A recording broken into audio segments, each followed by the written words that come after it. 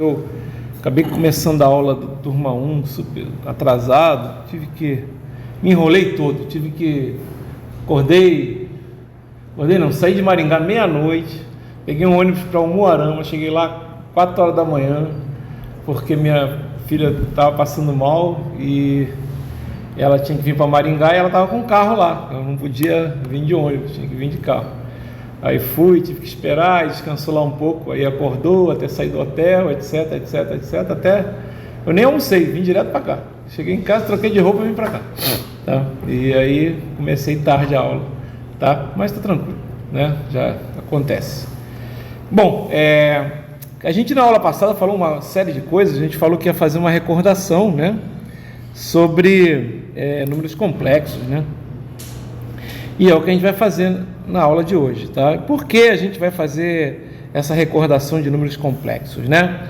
Porque a gente vai usar bastante, pessoal, né? Por exemplo, ainda nesse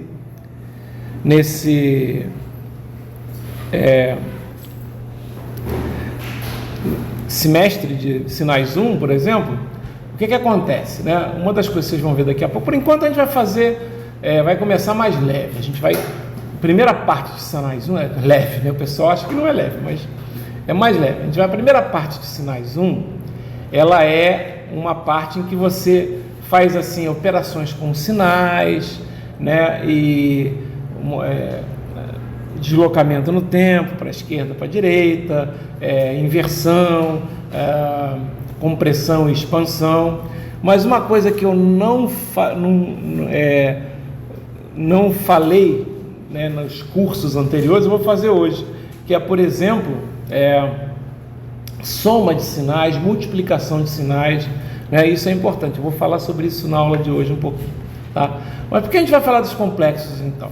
Porque na segunda parte, né, essa primeira parte que eu estou falando para vocês aqui, de operações com sinais e sinais especiais, que a gente vai ver alguns sinais são especiais, né? Por exemplo, vocês já usaram um sinal especial lá em circuitos 1. Quando vocês trabalhavam com circuitos RC, RL, RLC, não tinha sempre um probleminha que era uma chavinha? Né? Abre a chave, né? O circuito está com a chave fechada durante muito tempo. Depois a chave é aberta, o que acontece? Essa coisa pode ser,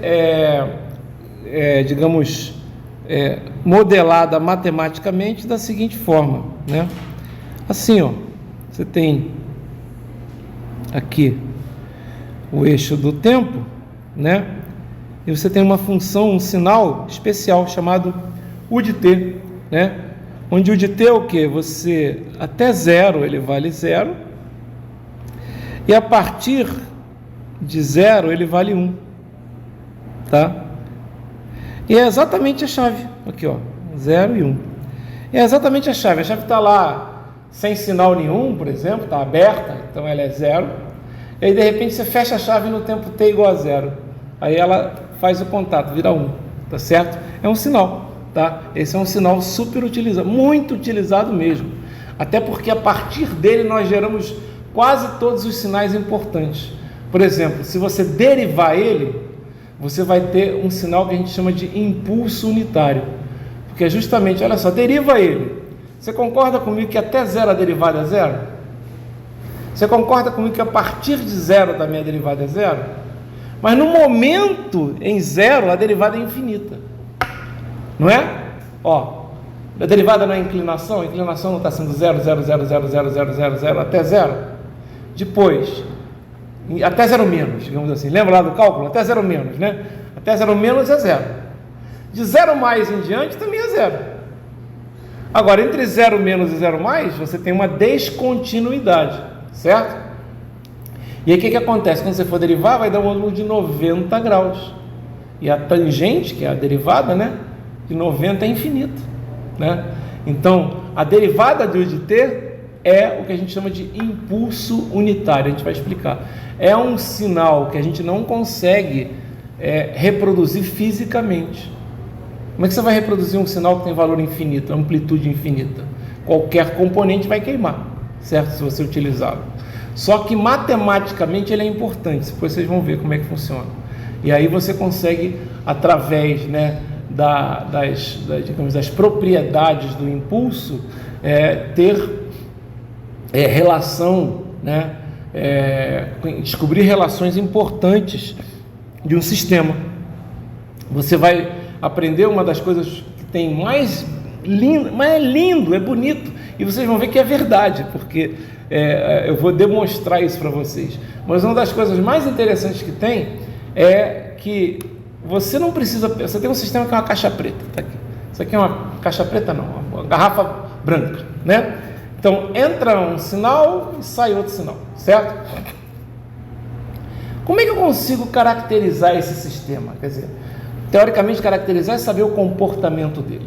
Aí você fala, fácil, Abel. Você pega, coloca uma onda senoidal e vê o que sai, coloca uma onda triangular e vê o que sai. Cara, mas isso não faz sentido. Eu teria que colocar todas as ondas possíveis e imaginárias, tá? Vamos supor que esse sistema aqui ele tem umas características importantes para a gente. Se não tiver essas características, a gente às vezes consegue aproximar ele para ter essas características. Por exemplo, se é um sistema que a gente vai falar sobre isso, pessoal, não se preocupem, não tem que aprender nada hoje, é só para dar exemplos. Ele é um sistema linear. O que é um sistema linear? A gente vai ver depois o que é, mas ele você entra com uma entrada X, você vai ter uma saída Y. Se você entrar com uma entrada KX, a saída vai ser KY, quer dizer, ele mantém a proporção, digamos assim. E se você entra com uma entrada A e sai B, entra com uma entrada A e sai C, entra com uma entrada B e sai D, se você entrar com uma entrada A mais B, vai sair C mais D. Quer dizer, você soma as entradas, basta somar as saídas. Então, isso são sistemas lineares, basicamente, né? E isso são importantes. Mas o sistema não é não linear. Não linear é tão complicado que vocês têm até essa disciplina, né, no curso de vocês. Normalmente, sistemas não lineares, que você não consegue aproximar para um sistema linear, né, você tem que trabalhar com computação, coisas do gênero, né? Mas olha que legal. Se você então tem um sistema que é linear, e ele tem mais uma característica, é um sistema invariante no tempo. Vocês vão ver depois o que é isso. O que é um sistema invariante no tempo? O nome já está dizendo que ele não varia com o tempo.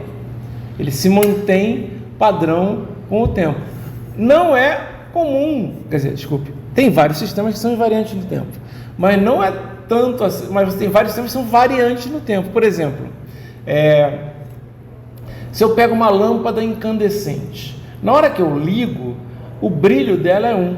Daqui a 10 segundos o brilho vai ser diferente, certo? Ou seja, o brilho dela varia com o tempo, né? Talvez se ela permanecer ligada muito tempo, talvez até diminua, talvez, entendeu? Então, não é uma coisa que é invariante no tempo. Mas, na maioria dos nossos problemas, a gente consegue chegar em intervalos em que o sistema é linear e ele é invariante no tempo.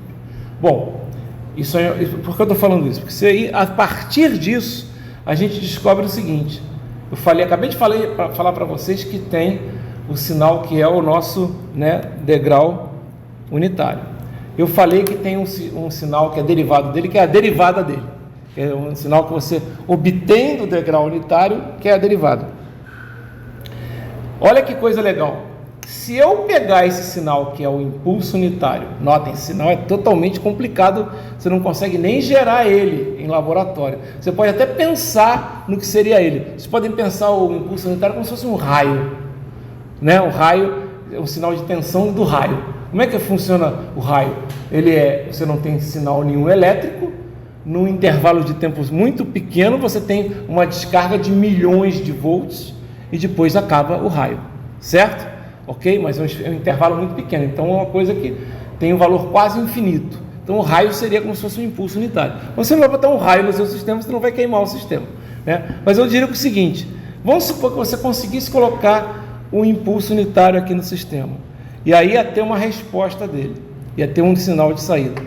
Basta eu conhecer esse sinal de saída aqui, que seria o sinal que o sistema responde quando entra o impulso, que eu conheço todos os outras saídas do sistema. Porra, como assim? Sim, notem que esse sinal que eu acabei de falar é complicado, né? Mas se eu conseguir descobrir qual é a saída do sistema quando entra o impulso, eu descubro a resposta para qualquer entrada, ou seja, eu caracterizo o sistema. A gente vai falar sobre isso mais tarde, tá? Aí você fala, pô, mas Abel, você não consegue colocar um impulso no sistema. Um impulso não é fisicamente realizável. Concordo. O impulso é uma coisa matemática. Só que você pode fazer uma coisa legal. O impulso, eu não acabei de falar para vocês que é a derivada do degrau? Aí você faz o seguinte, entra com o degrau. Aí você vai ter uma saída. Essa você consegue rapidamente descobrir qual é. Aí você faz o seguinte, deriva a saída. Como o sistema é linear, e derivada é uma operação linear, você não precisa entrar com o seu impulso unitário que não existe. Você entra com um degrau. Aí vai ter uma saída que não é a saída que você quer a saída do impulso. Aí você deriva a saída. A derivada da saída é a resposta ao impulso. Muito legal isso. Então, por isso se usa muitos sistemas com o nosso degrau unitário. Muitos, tá? Ok? A mesma coisa, se eu quiser saber qual é a resposta do sistema a uma rampa, né, que é a integral do degrau, é só você pegar a resposta ao degrau, e em vez de derivar, que é para saber a resposta ao impulso, você vai lá e integra, certo? E é tudo, você consegue fazer isso tudo em laboratório e descobrir. Bem legal isso. É claro que muitas vezes a gente usa modelos matemáticos, então não vai precisar de laboratório nenhum, mas é uma das coisas bacanas que você utiliza em sistemas, para a gente poder trabalhar com o sistema. O engenheiro, ele tem um mundo que é cheio de problemas, porque é analógico, né? E aí ele tem que usar a matemática e a física para resolver esses problemas. E aí você resolve usando essas técnicas. Beleza. Bom, por que eu estou falando isso aqui?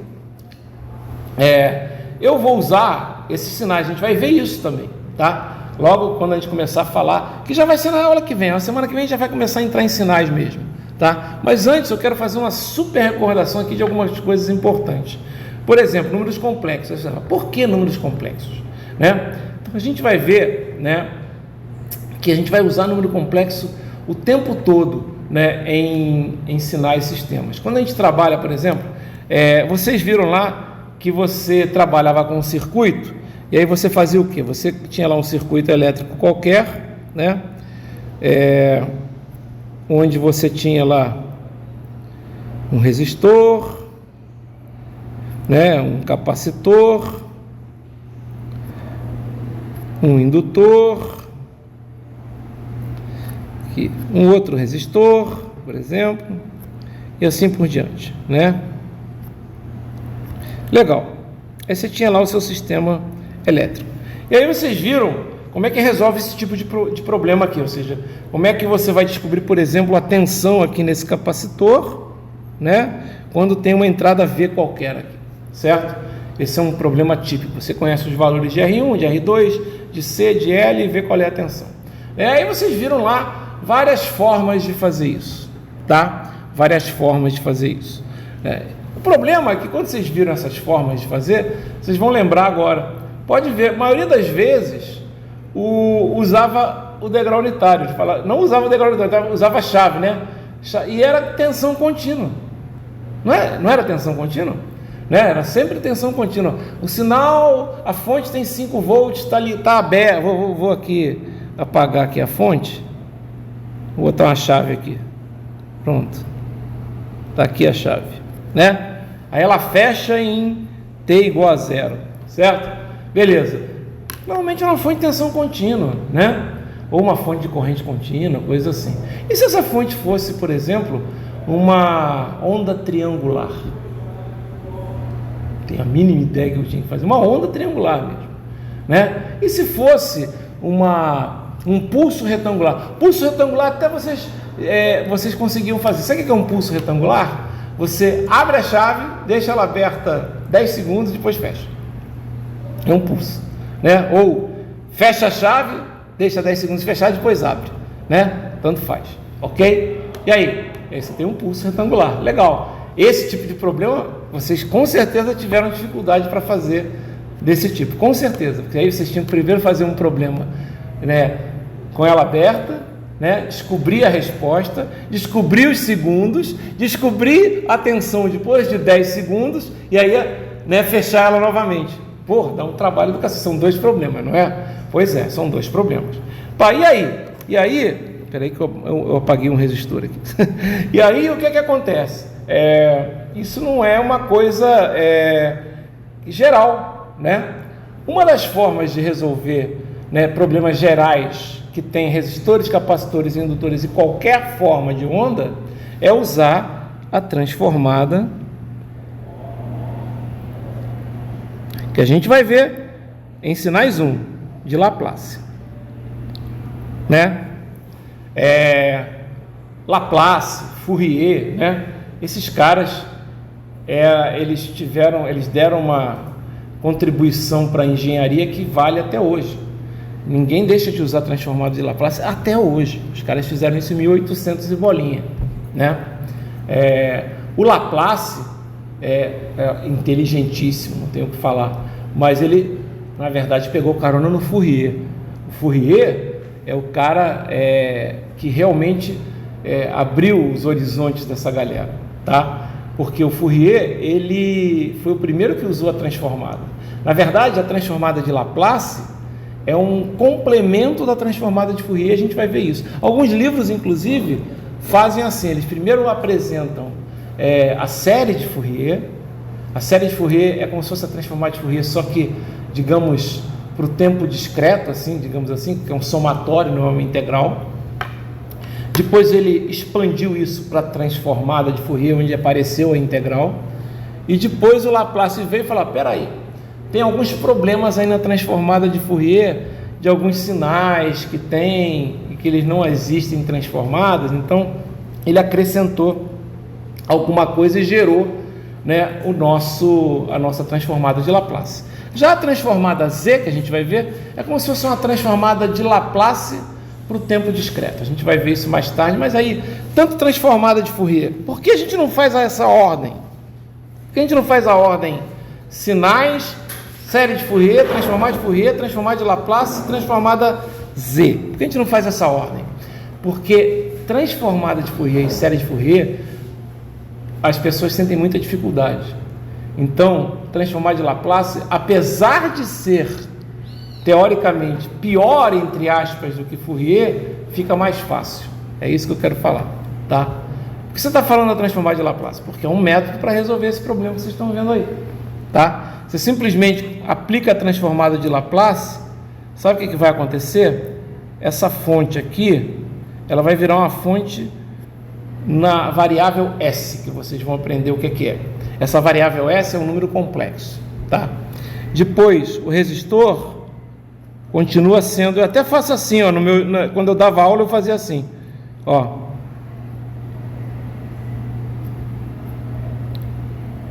Notem que eu uso o mesmo símbolo para todo mundo. Por quê?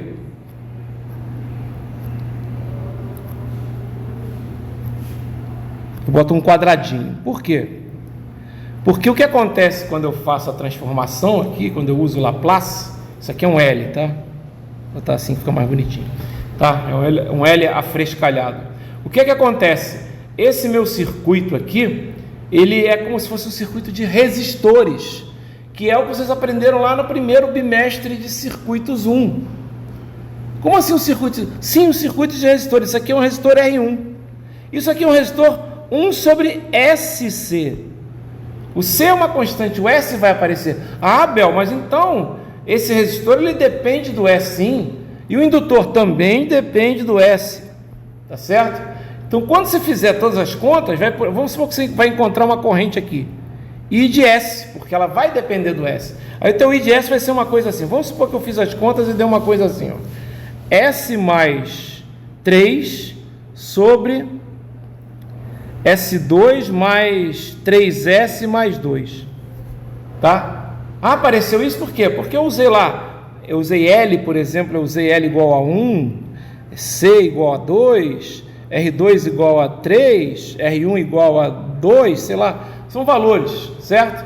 E aí quando eu fiz todas essas contas aqui, apareceram esses polinômios em S, eles vão aparecer mesmo por causa do Laplace, tá? Na hora de você fazer as contas aqui, né? E quais são as contas? As contas vêm igual a RI, né? Pode usar método de malha, método do nó, o que você quiser aqui vai dar certo, tá? E aí você vai aparecer uma coisa, só que vai ter um S aqui. Esse S, pessoal, é um número complexo.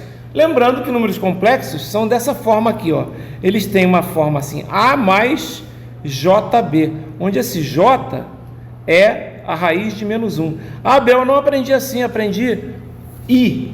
Sim, aprendeu I, mas a gente já sabe que na engenharia elétrica o I é corrente. Então, o I do número complexo vira J, certo? Ok? Então, J. Na verdade, quando vocês forem trabalhar, quando a gente for mostrar lá transformada de Laplace, essa parte real aqui a gente chama de sigma, e essa parte imaginária aqui, né, a gente chama de ômega, tá? Então isso aqui é um número complexo. Então isso aqui tudo é uma expressão de um número complexo, tá? Quer dizer, claro, não é de um número complexo, é de uma variável complexa, porque na verdade você pode ter qualquer valor ali.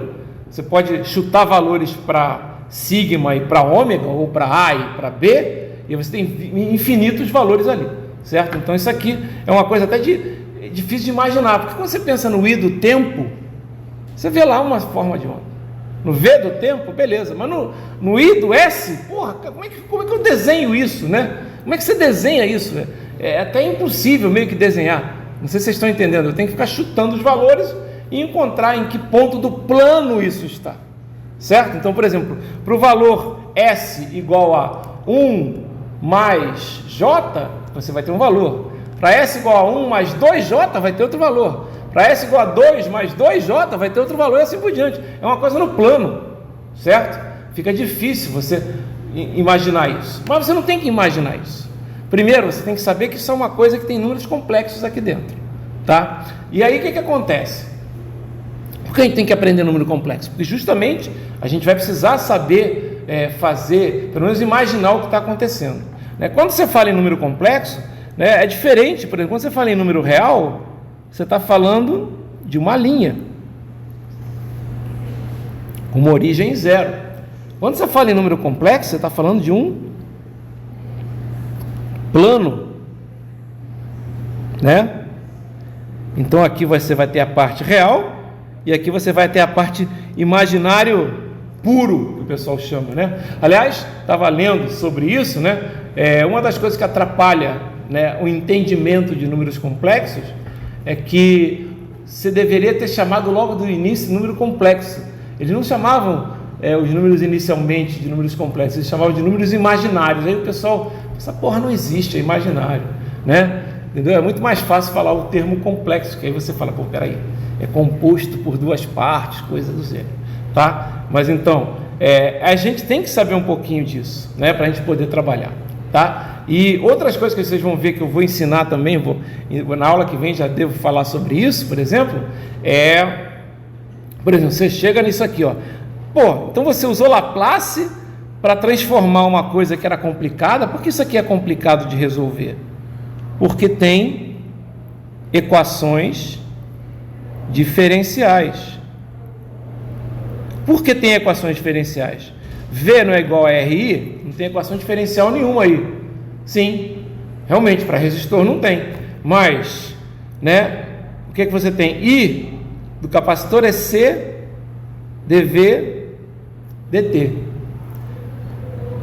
Tensão no indutor é L di dt, certo? Então tem equações diferenciais. Notem que quando eu faço a transformação desse R, que não tem transformação nenhuma quando você faz no resistor, não tem por quê? Porque ele não tem uma equação diferencial nele, então não tem transformação nenhuma. Mas quando eu transformo o capacitor em 1 sobre SC, eu estou me preocupando com essa equação diferencial aqui, ó, com essa identidade diferencial aqui.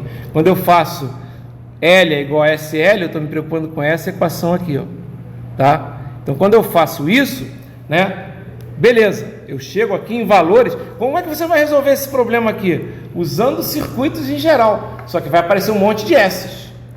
Pô, só que a resposta final que você vai querer não é essa. Vamos supor que você encontrou a corrente lá, I de S é essa aqui. A resposta final que você quer é essa? Não. A resposta final que você quer é essa.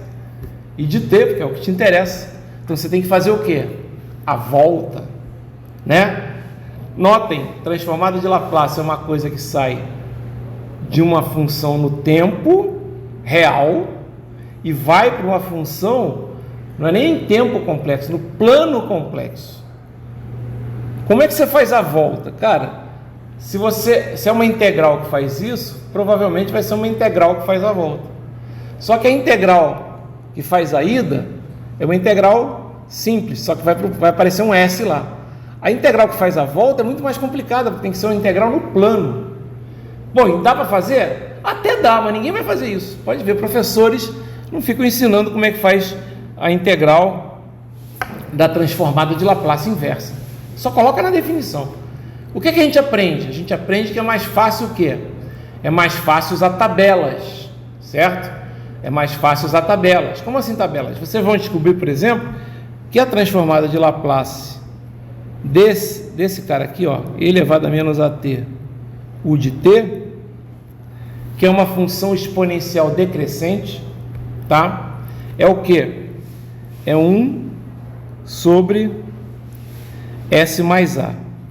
E a definição de transformada de Laplace, né, é uma integral de menos infinito até mais infinito da função de f de t elevado a menos st dt. Por que se faz isso? Depois eu explico. Não é agora, a gente não está falando sobre transformada de Laplace, mas é uma integral, tá? E aí o que vai acontecer? Como é uma integral em t e vai de menos infinito, tá, até mais infinito, é uma integral definida. Se você tem, olha, eu vou usar cálculo pra caramba aqui, hein? Tem que lembrar, se você tem uma integral definida numa determinada variável, a variável some, porque você substitui os valores. Qual é a variável que não vai sumir aqui? Tem um S aqui, galera, que é uma variável. Estão vendo? Então o que vai acontecer? No final isso aqui vai ser um F grande de S. Tudo que era T sumiu. Tanto que eu até falo, pelo amor de Deus, alunos, se eu mando encontrar a transformada de Laplace de uma função no tempo, e aí você me responde que a transformada de Laplace é essa aqui, ó. F de S é igual a 2t vezes S ao quadrado sobre S mais 1. Pelo amor de Deus, filho, não pode ter t, porque você fez, né? Ou então o cara escreve assim, a transformada de Laplace F de S é igual a 2t sobre t2 mais 3. Pelo amor de Deus, não tem t, o t sumiu, tá certo? Não tem, isso aqui é um erro básico, tá? Então não vai ter isso, tá legal? Beleza, mas vai ter uma função em S. Aí o que você faz? Não tem que fazer a transformada inversa, tem que integrar? Não, cara, você tem que usar tabelas. Vocês vão ver que isso aqui, ó, é uma transformada que você conhece, 1 sobre S mais A. Mas eu dei um exemplo ali em cima, que apareceu assim, S mais 3 sobre S2 mais 3S mais 2. Aí você vai lá na tabela e procura se tem uma transformada, né? Nota que esse A aqui é qualquer, viu, pessoal? Aqui eu poderia, vamos supor que seja 2. Vamos botar aqui, seja 2. Aqui vai ser S mais 2, tá certo? Ok? Porque a gente bota A para ser um número qualquer. A é um número qualquer. Aí é uma variável inteira, certo? Inteira não, real, tá? Legal. Aí você vai lá na tabela procurar, né? Porque se você encontrasse isso aqui, ó, como é que eu encontro a transformada inversa disso? Porra, a transformada inversa disso vai ser E elevado a menos 2t. Se a transformada direta é 1 sobre S mais 2, a transformada inversa é E elevado a menos 2t. Beleza, ok, bacana. E aí? Bom, e aí você vai querer fazer a mesma coisa para cá, e você vai descobrir que na tabela não tem isso, né? Porém, vocês já viram isso, mas eu vou relembrar para vocês. Vocês sabem que vocês devem lembrar, não vão lembrar, mas eu vou falar, que isso aqui pode ser, primeiro, isso aqui eu posso fatorar. Então pode ficar uma coisa assim, S mais 3 sobre S mais 1, S mais 2. Pode ver que vai dar certo. S mais 1 que multiplicar S mais 2 vai dar. Multiplica o S, vai dar S ao quadrado mais 2S. Agora multiplica o 1, vai dar S mais 2. Então vai ficar S ao quadrado mais 2S mais S mais 2, S ao quadrado mais 3S mais 2. Certo? Beleza. E aí, vocês não lembram disso, mas isso aqui, ó, você pode escrever assim, ó, A sobre S mais 1 B sobre S mais 2. O que é isso aqui? Isso aqui, o professor de cálculo, ou sei lá que matéria foi, mas deve ser cálculo mesmo, é o que a gente chama de expansão em frações parciais, certo? Notem, eu transformei isso aqui em dois termos que eu conheço a transformada inversa. Concordam comigo? Ah, mas quem é esse A grande? Depois a gente vai ver, não se preocupem agora não, a gente vai chegar lá. Mas você consegue entender porque você conhece a transformada inversa? Conhece. Então aí o que você faz? Quando a transformada de Laplace, ou de Fourier, ou Z, vocês vão ver isso acontece em todas as transformadas, não está do jeito que você quer, você arruma para chegar no jeito da tabela. Está dando para entender o que eu estou falando? Então tem que saber fazer isso, a gente vai relembrar de como é que faz isso aqui, tá? Por exemplo, aqui foi um dos casos mais simples, que as raízes do denominador são reais e diferentes, certo? Aí tem outro caso, que são raízes reais e repetidas, acontece também, e tem o pior caso, que são raízes complexas, né? Raízes complexas é o pior caso, é o que dá mais trabalho, tá? Né? Quando você tem raízes reais e iguais, normalmente você vai ter transformadas E elevado a alguma coisa. Quando você tem raízes reais e repetidas, vai ter E elevado a alguma coisa, vai ter T elevado a alguma coisa, vocês vão aprender também. E quando você tem raízes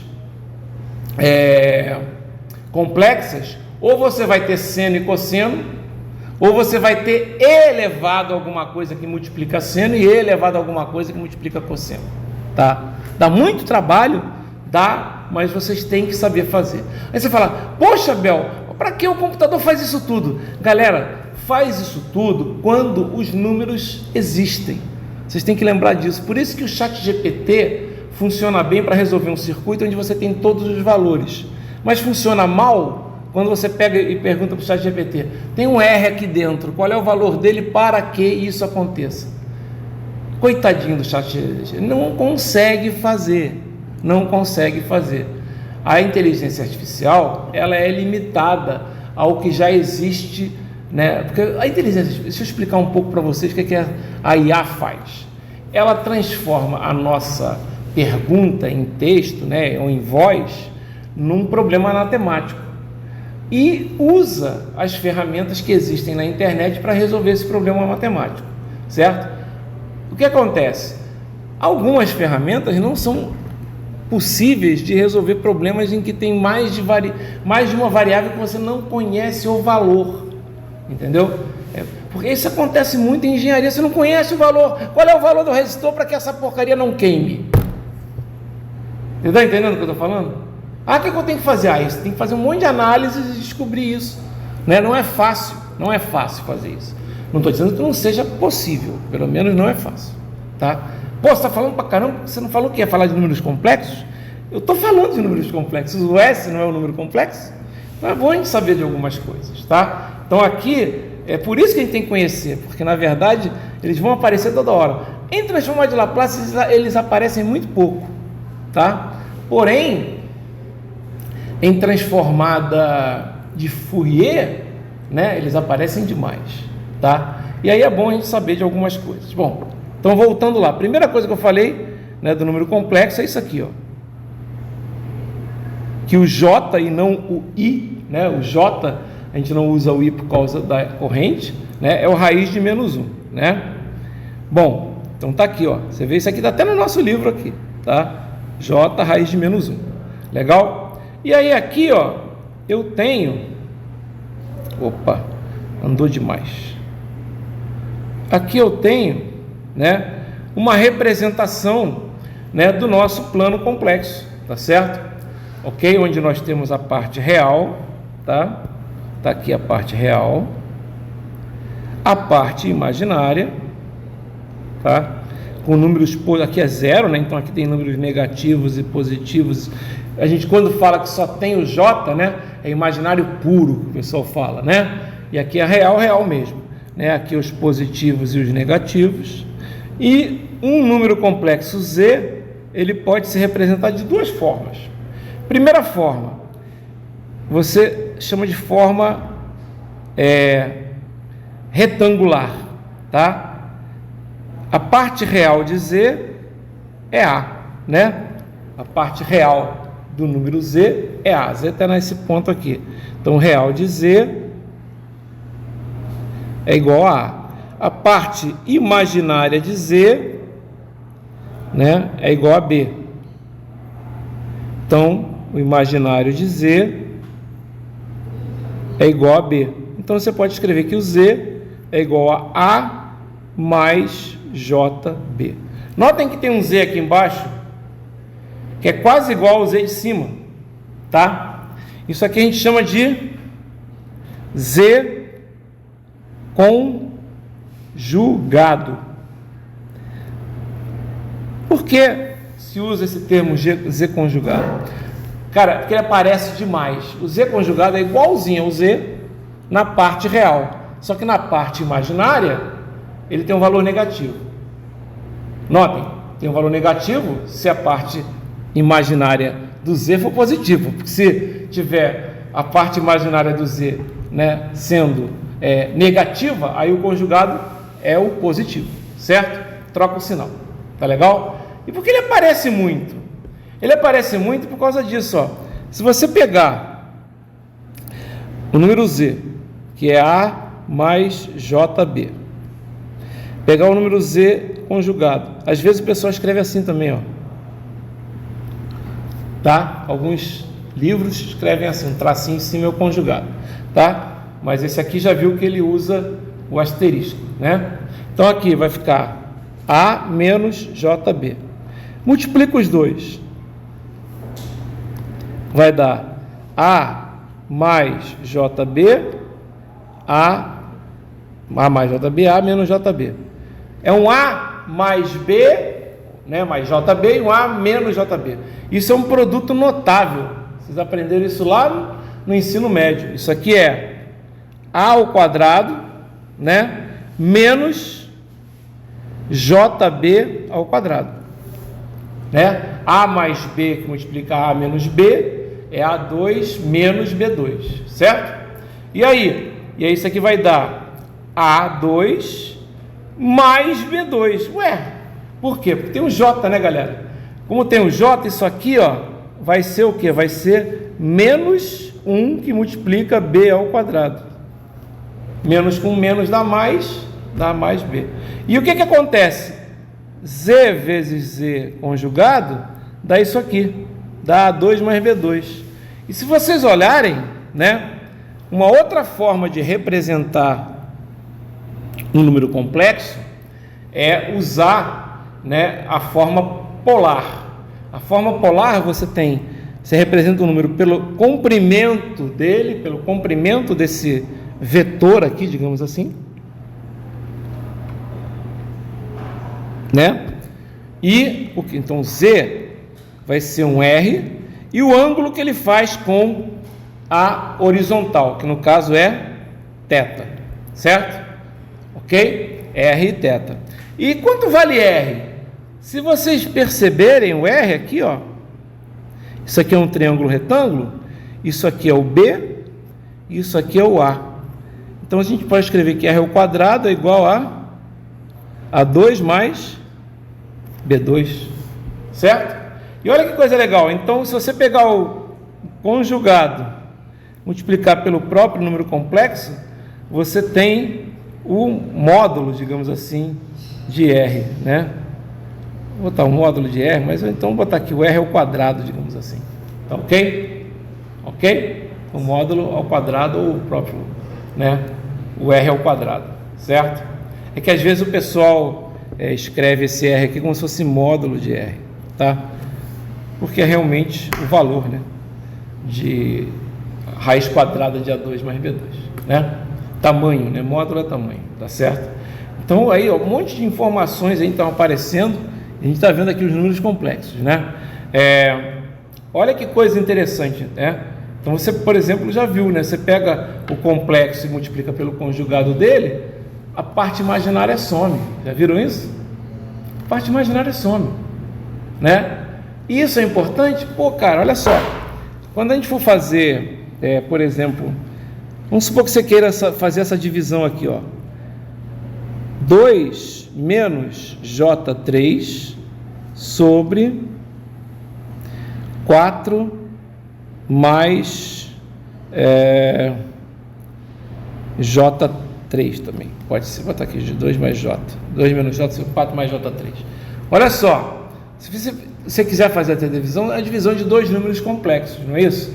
E você quer encontrar isso numa forma complexa também. Do jeito que está, não dá. Tem uma fração ali, você não quer, você quer dividir, né? Então, uma das formas que você faz para poder fazer a divisão é multiplicar aqui pelo conjugado.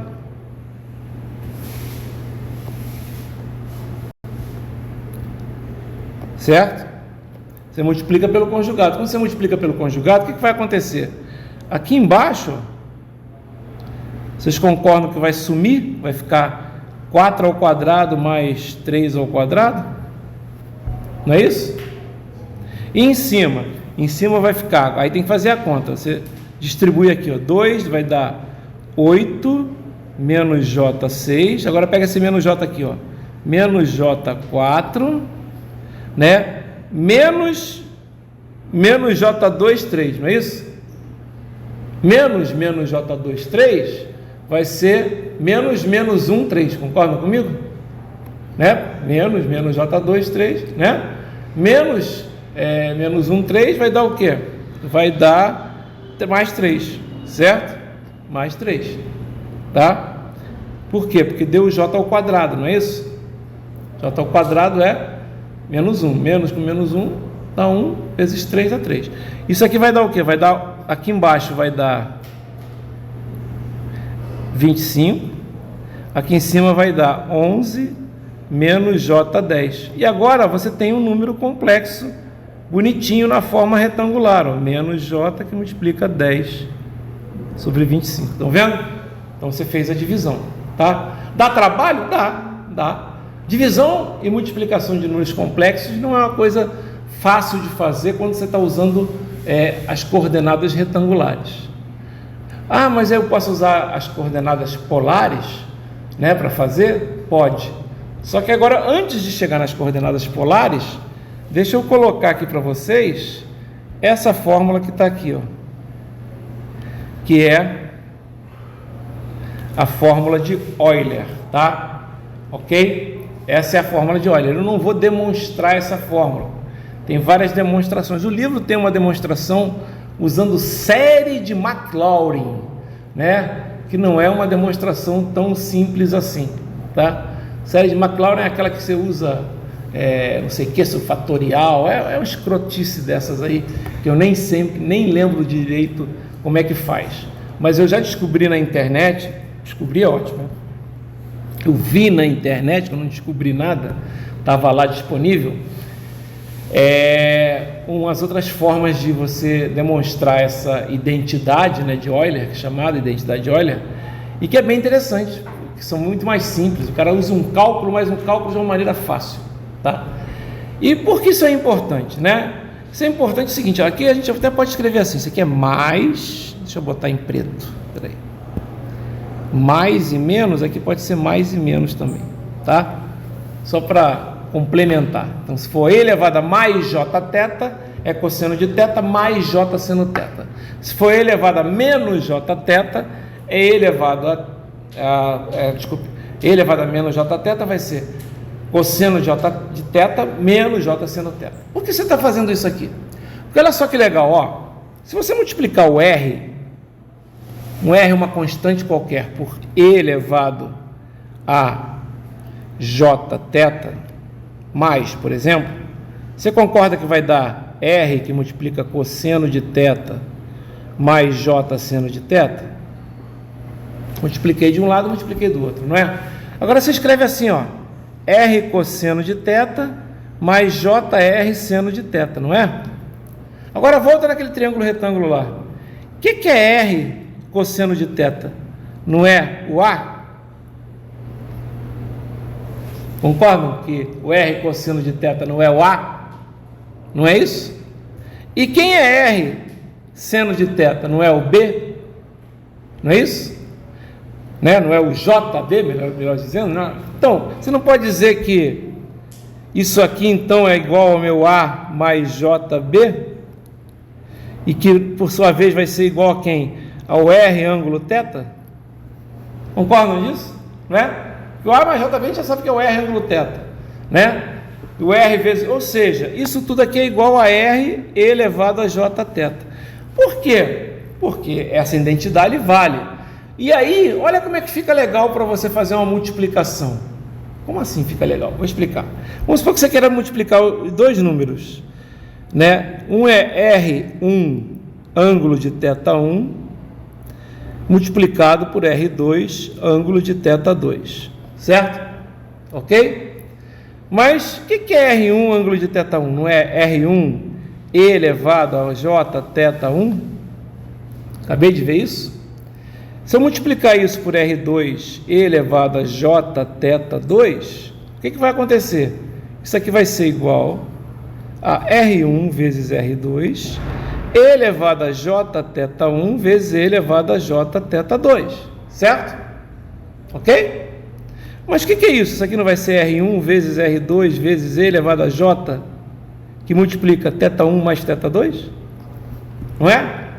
Então, para multiplicar dois números complexos na forma polar ou na forma exponencial, basta multiplicar os módulos dos números complexos, certo?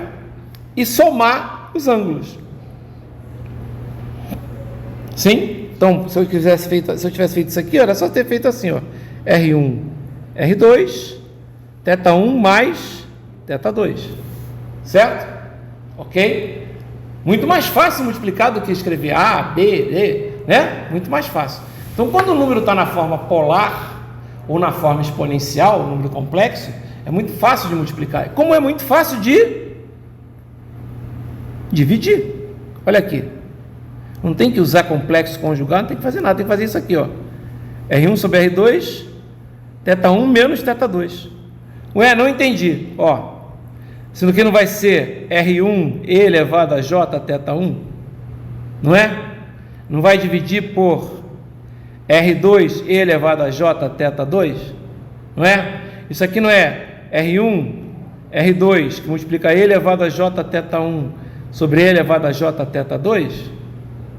Mas E elevado a Jθ1 sobre E elevado a Jθ2 não é E elevado a Jθ1 menos θ2? Não é isso? Tá? Ok? Ficou entendido? Mesma coisa fazer o inverso, né? Se tiver um R ângulo θ, né? Que é o número complexo Z. Se fizer 1 sobre Z, o que? É 1 sobre R ângulo θ. Que vai ser, na verdade, o que? 1 sobre R ângulo de menos θ. Concorda que vai ser menos θ? Por quê? Porque 1 em cima é o E elevado a J0, digamos assim. E embaixo é E elevado a Jθ, né? E elevado a J0 menos θ, E elevado a J menos θ, certo? Ok? Fácil ver isso, tá? Fácil ver isso, né? Ou seja, quando eu estou dividindo ou multiplicando, a forma polar ou a forma exponencial que eu obtive através da identidade de Euler é muito mais fácil de ser utilizada. Isso não há dúvida, certo? Não há dúvida, tá certo? E aí, o que acontece? Porém, quando eu for somar as coisas, aí a coisa inverte. Se eu tentar somar na forma polar, eu vou ter que decompor nas formas retangulares. Então, quando você soma ou subtrai, né? O que acontece? Você tem que trabalhar na forma retangular, que é a tal da A mais JB. Quando você multiplica ou divide, aí você tem que trabalhar na forma polar barra exponencial. Como assim barra exponencial? É que a polar e a exponencial vão combinar igualzinho, né? Vocês concordam comigo? Não é igual, porque a polar você usa um módulo e você usa um tracinho aqui para indicar o ângulo. Na forma exponencial, você usa o módulo, aparece lá o R, só que você, em vez de indicar o ângulo com tracinho, você usa o EJ, certo? Mas é a mesma coisa. É só você substituir o E elevado a J θ, essa parte aqui, ó. Se você substituir por um traço assim, fica igual, concorda comigo? Você não tem o R vezes isso? Então, R vezes isso. Tá? Dá a mesma coisa, tá? Ah, mas aí tem que saber a fórmula de Euler. A fórmula de Euler é uma das coisas que vocês vão usar bastante nesse curso, em transformada de Fourier, então. E detalhe, a fórmula de Euler, ele mostra que uma exponencial vira o quê? Vira um seno cosseno, não é isso? Se você pegar uma exponencial negativa, vira um cosseno menos j seno, tá? Soma esses caras, aí vai cortar o j seno, concorda comigo? E vai ficar 2 cosseno, não vai ficar 2 cosseno? Então você pode escrever também, se você somar, você pode escrever que o cosseno de θ é E elevado a j θ menos E elevado a menos j, mais E elevado a menos j θ sobre 2. E você, se você subtrair, você chega aqui no o seno de θ é E elevado a j θ menos E elevado a menos j θ sobre menos não, desculpa, 2j. Ou seja, você sai do seu seno e do cosseno e entra no E elevado. Às vezes, uma das formas de resolver facilmente um problema é, em vez de usar seno e cosseno, usar o E elevado. Integrais, por exemplo, a gente não sabe o que é integral. Ah, mas eu sei que a derivada do seno e cosseno, beleza, só que você também sabe que a integral de E elevado a x dx é E elevado a x, não é? Não é? Então, E elevado a ax dx, a integral é o que? É E elevado a ax dividido por a, certo? Então, você pode usar isso para descobrir as integrais de seno e cosseno, por exemplo, sem fazer os truques da trigonometria. Você pode usar Euler, né? Eu falei na aula passada que é a equação mais bonita da matemática, não falei? Né? O Euler não é mole, não. O Euler é considerado por vários, se existem, na verdade, tem um grupo absurdo de matemáticos que são considerados, né, os top dos top, né? Mas sempre quando o cara fala do cálculo, fala do Newton, né, do Leibniz, etc., né? Mas eles não são, eles até colocaram no papel coisas que já tinham sido feitas antes, entendeu? Mas o Euler, o Gauss, esses caras o Euler era um monstro. Muita gente considera ele o maior matemático que já existiu, tá?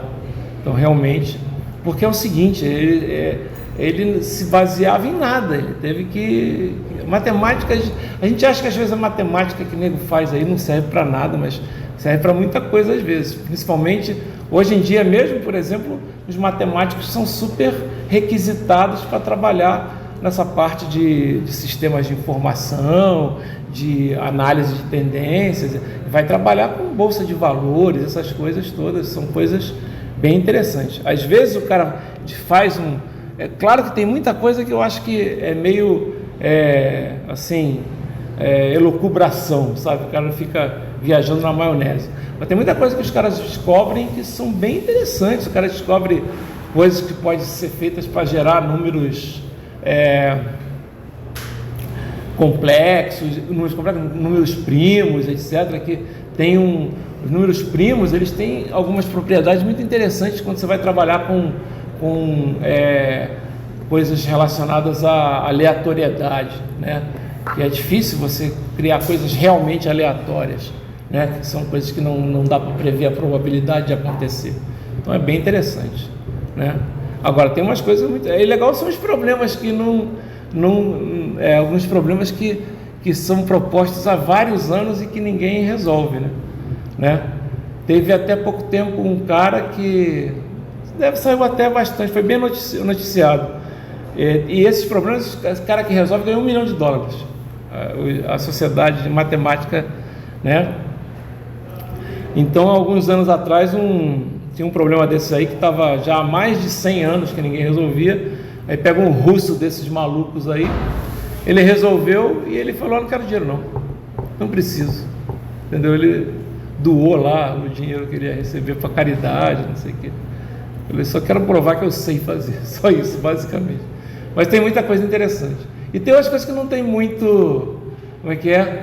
Que não tem, na verdade, ninguém sabe se é verdade ou não, mas que não dá que ninguém conseguiu provar e o pessoal fica às vezes perdendo tempo nisso, né? Até tem um vídeo bem legal, tem um canal no YouTube, pessoal, vale a pena dar uma olhada, chama Veritasium, tá? Ele sempre um documentário, está em inglês, mas tem legenda, dá para acompanhar na boa.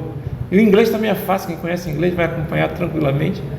Então ele faz sempre alguma coisa relacionada à científica, né? Coisas científicas. Aí tem uma brincadeira que é o tal do 3x mais 1, vocês já viram isso? Se você pegar um número inteiro, multiplicar por 3 e somar 1, né? E aí vai fazendo isso, aí o resultado você multiplica por 3, somar 1, você consegue mostrar que quase sempre esses números caem, eles chegam num ponto que eles voltam e chegam num ponto que ele para, você está entendendo? Ele para de fazer isso. Só que eles já testaram com vários números, entendeu? E assim, conseguiram mostrar que para, etc e tal, mas não dá para demonstrar matematicamente que isso aí é uma coisa válida. Depois vocês olhem o vídeo, é bem legal. E aí o pessoal da matemática, quando o cara quer mexer nisso, fala assim, não mexe nisso não, que você vai atrapalhar a tua carreira, cara. Você vai ficar maluco.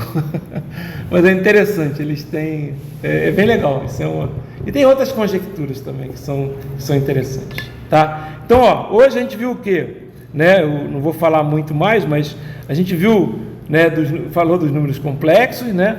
Falou da forma polar, da forma retangular, falou como multiplica, como é que divide, né? Aí daqui a pouco eu vou falar como é que faz a potência, e aí você, pela potência, você vai imaginar, se a potência é uma multiplicação, né? Aí, se é raiz, também é como se fosse uma divisão. Então, na verdade, vocês vão ver que na potência ele eleva ao expoente da potência o módulo e multiplica o ângulo por aquele valor que você está potencializando, né? Porque, pensa bem, R θ, vai dar o quê? Vai dar R ao quadrado, θ mais θ. Então vai dar R2, 2θ. R, né? Vai ser Rθ, vai dar R ao cubo, 3θ. É que você está somando, né?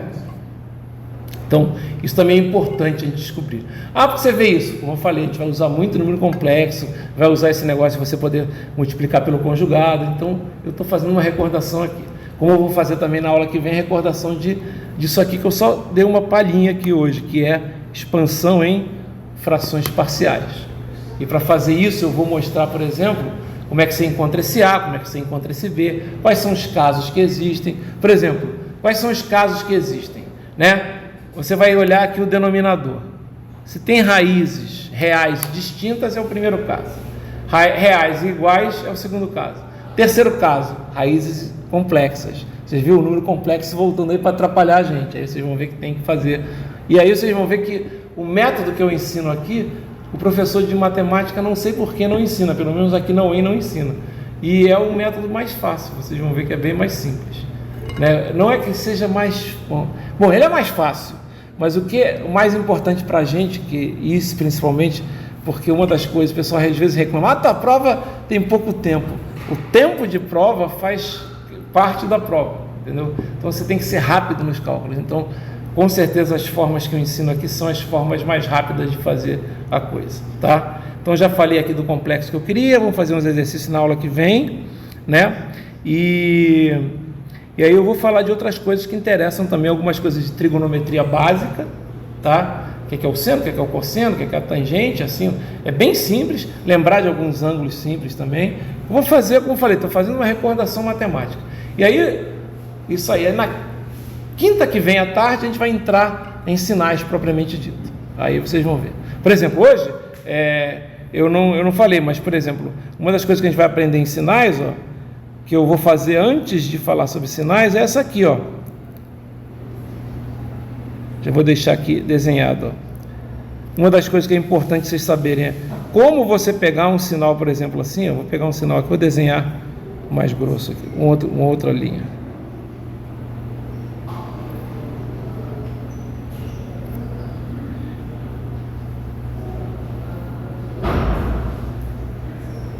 Espera aí que eu fiz errado. Tem que dar uma paradinha. Pronto.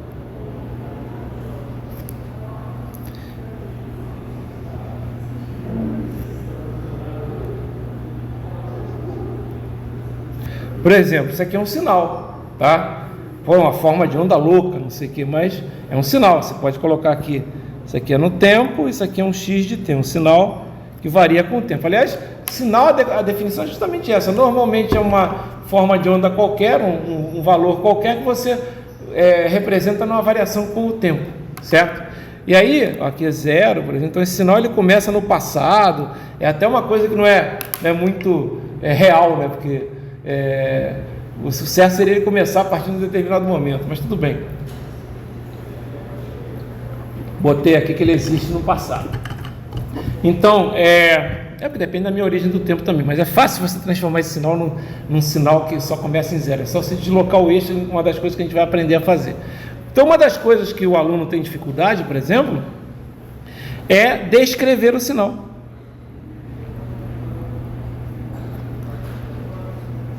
Em intervalos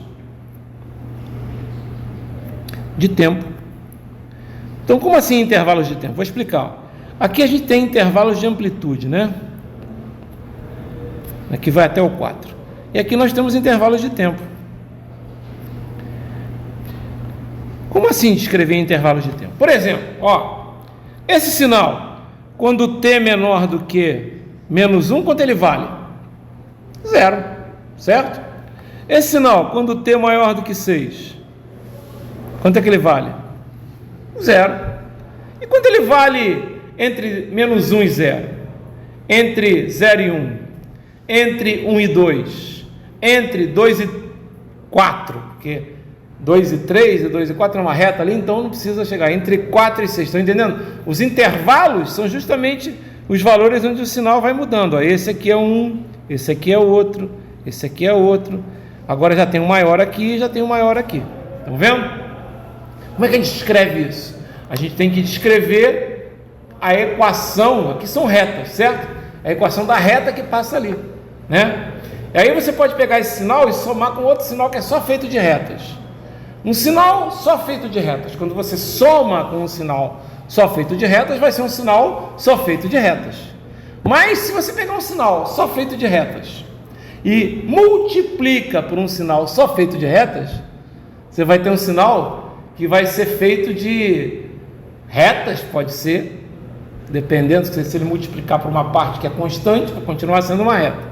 Mas pode ser um sinal que vai ser uma parábola, porque um t, quando multiplica pelo outro t, vai dar um t ao quadrado. Então a gente tem que aprender a fazer isso. Isso aí o aluno tem uma dificuldade grande. Mas para que serve isso? Porque a gente, como eu falei, lembra que eu falei, no início da aula, se entrar um sinal, degrau unitário, e você descobrir a saída, você consegue caracterizar o sistema? Aí você fala, mas o meu sinal não é um degrau unitário. Mas será que eu não consigo decompor ele num sinal que são vários degraus unitários? Está dando para entender? Se eu decomponho ele em vários degraus unitários e o sistema é linear, eu vou ter várias respostas e basta somar todas as respostas. Está dando para entender como é que a coisa funciona? Então é bem legal isso, Isso é bem legal. Aí você fala, mas eu tenho que saber como é que faz isso. Pois é, gente.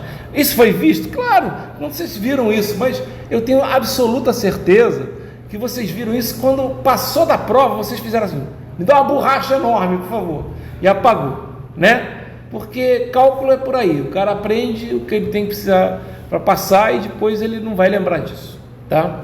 Então a gente volta aqui, só que agora o que eu estou fazendo? O que é que eu estou fazendo aqui, galera? Eu estou aplicando toda a coisa que vocês viram em cálculo. Agora a gente começa a aplicar. E olha, ainda não estou aplicando diretamente não, estou só usando para gerar minhas ferramentas. Aí quando eu gero as minhas ferramentas, que são as transformadas, aí você aplica na prática mesmo. Como assim aplica na prática? Acabei de fazer um exemplo aqui do circuito. Em vez de você pegar um sinal qualquer lá, onda triangular, se eu mandasse fazer com o que vocês aprenderam em circuitos 1, não iam fazer, porque não tem onda triangular. Mas se você fizer usando o método de Laplace, vai trabalhar, vai aparecer um S, mas vai ser um polinômio escroto. Não interessa, foda-se. vai ser escroto, é assim mesmo, aí depois a gente volta, né? Por exemplo, tem vários Vejam que aparece no polinômio escroto lá. Se você usa esses programas aí, eu não botei na aula passada, né? Não sei se eu cheguei a escrever. Wolfram Alpha é um site da internet. Ele é tipo um programa que resolve um monte de coisas, entendeu? Matemáticas. Então aí você manda faz a transformada inversa desse polinômio escrotão.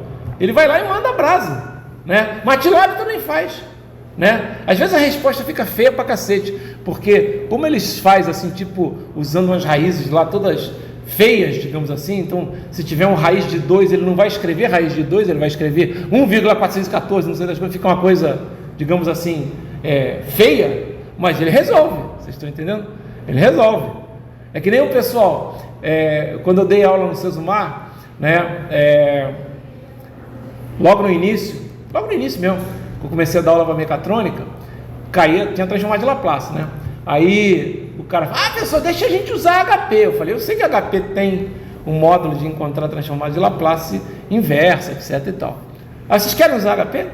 Beleza. Cara, eu mandei, pode usar. Aí eu botei uma questão em que não tinha um número, era tudo letras A, B, C e D, né?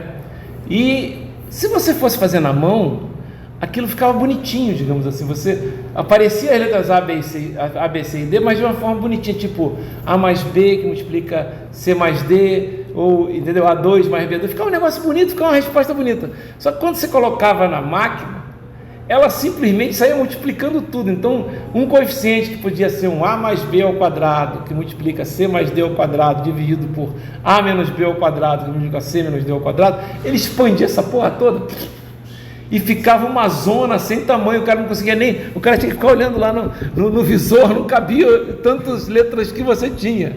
Você está entendendo? Então, eu falei, galera, é que eu estou mostrando.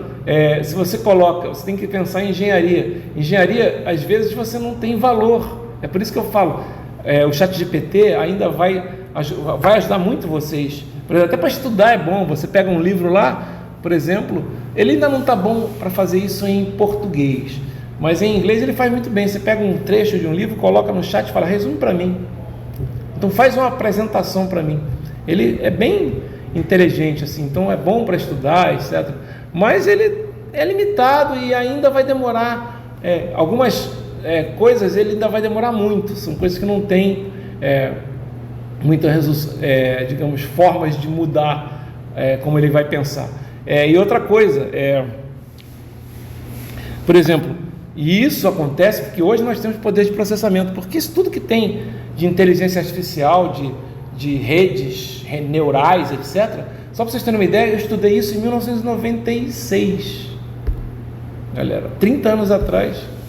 Aí por que não tinha lá e agora tem? Porque o poder de processamento é absurdo, né? Você hoje, por que isso num tablet, num celular, galera? Isso aqui é um monstro hoje, né? O que ele faz em tempo real, né? Até mesmo para a inteligência artificial lá para você tira uma foto, tem uma pessoa que você não quer, você arrisca em volta e fala, apaga. Ele vai lá, apaga e ainda bota um fundo de maneira que parece que a pessoa sumiu. É impressionante, né? Ok? É muito processamento de sinais. É muita engenharia elétrica, galera. É muita engenharia elétrica. Isso aí é processamento de sinais na veia. Você está entendendo? Na veia, tá? É bem legal isso, tá? E é isso, tá? Eu na aula que vem, então, vou continuar aqui a fazer a recordação, já no final vou entrar em sinais, tá? Mas aí, se vocês quiserem, já podem ir dando uma olhada. Até amanhã eu coloco todos os vídeos, se vocês quiserem dar uma revisão, etc. Você vê que esse início aí nem precisa muito, tá? Então, eu não achei seu site. Se você botar Abel Alves eu acho que se você botar YouTube / Guia do PC, né? YouTube, eu vou te mostrar aqui, deixa eu mostrar aqui, deixa eu ver aqui se dá. Mas nele tem que se cadastrar? Não, é só ir no YouTube, quer ver? Tá vendo, ó? @ Guia do PC lá em cima, que não dá para ver, tá vendo? Abel Alves. Aí embaixo tem um @ guia do PC. Procura @ guia do PC que você vai encontrar. Entendeu? Aí tem basicamente alguns vídeos, ó, vários vídeos de aula, vocês vão ver, ó. Olha aqui. Resolução da prova aí, ó. Olha o que espera vocês então, aí. Pessoal, vamos fazer a resolução da Tá primeira vendo? prova, de sinais 2, prova de transformada aí de aqui eu Fourier pego e série de Fourier. aí é que eu estou fazendo a prova. Exponencial. Tá, Deixa eu andar mais um pouquinho. Uma tabela com todas as fórmulas. O quê? Tá vendo? O resultado, olha só, é só ver aqui no gráfico, né? Isso Se você pegar é a resolução da prova. Esse retângulo aqui Tá. e esse triângulo aqui e tirar. Aí o pessoal reclama, fiz a resolução da prova em 17 minutos. Mas minutos. já estão 5, isso, mas já Tá certo? Né? Frações espaciais aí, estão vendo? Ó? Expandindo em frações espaciais, estão vendo? Né? Olha o número complexo, olha o J aí, estão vendo aí? Isso aqui, ó. Isso aí é sinais 2, tá? O número complexo sinais 2 usa muito. Sobre tá? 5 mais J. Mas tem aqui outras coisas também, deixa eu voltar. Certo? Né? Tem várias coisas aqui, tem vídeo pra cacete. Tem até vídeo que não tem. Né? O meu Y de T vai ser que tem até tirado aqui. Os antigões aqui. Deixa eu ver se tem um antigão aqui. O de T. Isso ao quadrado vídeo da época da pandemia. Menos 2 vezes o produto. Tem muita coisa aqui. Tem vídeo de dica de programação, né? Que o 2t ao quadrado. Esse aqui alguns são aulas. Menos 2 vezes elevado a menos 5t. Deixa eu ver se ele vai agora. Acho que eu tirei. Elevado a menos 7t vezes 2. Ou não. Mas tá demorando. Mas tem um vídeo, ó. Tem sim, ó. Deixa eu ver se vai até o final. Que tá lenta a rede aqui. Isso. Tem um vídeo aqui quando eu fui à China pela primeira vez. De 0 a infinito. Já fui 2 vezes à China. Aí eu andei num trem-bala. E elevado a menos 4t sobre menos 4, elevado a menos 7t sobre menos 7. Vídeo de evento que eu fui nos Estados Unidos. Todo mundo. Então dá 0, caminhão de dados, o caminhão entrando aqui. Isso é um evento da AWS, né? E aí o cara mostrando que você poderia fazer isso aqui com um pendrive do tamanho do mundo, né? É o caminhão, databox, né? Isso há 7 anos atrás, isso aí já faz tempo. Tem coisa mais velha, tem coisa bem velha aqui. Ó, esse aqui, isso aqui é do trem, olha a velocidade aqui, ó. Isso aqui foi quando eu fui à China pela primeira vez. Tá? Quando eu tô lá no trem, eu fiquei medindo a velocidade 426 km por hora, galera. Entendeu? É um trem que liga os arredores de Xangai até o aeroporto de Xangai. E a gente foi até almoçar num lugar próximo de uma estação justamente só para andar no trem depois para ir para o aeroporto. Aí a velocidade.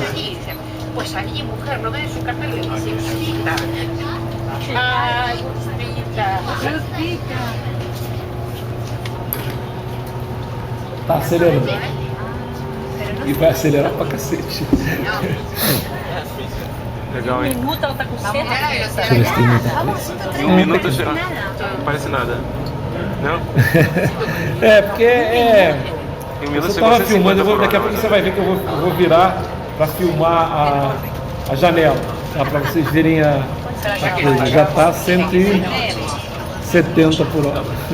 É o que eu tô fazendo.